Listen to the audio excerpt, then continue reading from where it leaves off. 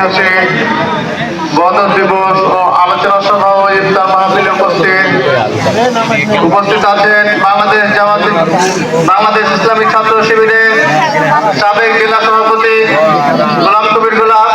আর উপস্থিত আছেন বাংলাদেশ ইসলামিক ছাত্র শিবির চাঁপাইনবাবগঞ্জ জেলা পূর্বের সম্মানিত সাবেক সভাপতি মুক্তারুল ইসলাম সহ সামনে উপবিষ্ট ছাত্র জনতা সকলের প্রতি আমার আন্তরিক সালাম। আসসালামু আলাইকুম ওয়া রাহমাতুল্লাহ।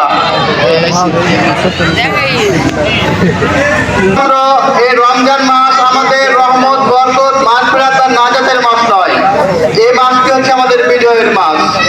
রমজান মাস যেমন একদিকে আমাদের জান্নাত উপযোগী মানুষ হিসেবে তৈরি করার সওগাত নিয়ে আসে, তাকওয়া অর্জনের সওগাত নিয়ে আসে, মুত্তাকি হওয়ার জন্য সওগাত নিয়ে আসে, সেই সাথে সাথে আমাদের এই কথা মনে করিয়ে দেয় রমজান মাসে যে মুসলমানদের প্রথম বিজয় হয়েছিল সেটা হচ্ছিল এই রমজান মাসে 17ই রমজান। রমজান মাসে আরেকটি গুরুত্বপূর্ণ বিজয় ছিল, যে বিজয় সকল বিজয়ের শ্রেষ্ঠ বিজয়, মক্কা বিজয়, সে বিজয়টাই হয়েছিল রমজান মাসে।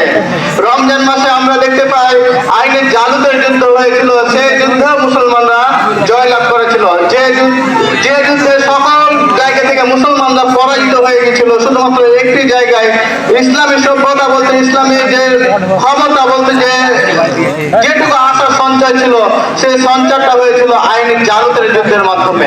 সম্মানিত উপস্থিতি, রমজান মাস শুধু আমাদেরকে ইবাদত করলে চলবে না, তো রমজান মাসে যেমন আমরা ইবাদত করে তাকওয়া অর্জন করব, মুত্তাকি হব, সেই সাথে সাথে আমাদের ঈমানকে জাগরুক রাখতে হবে।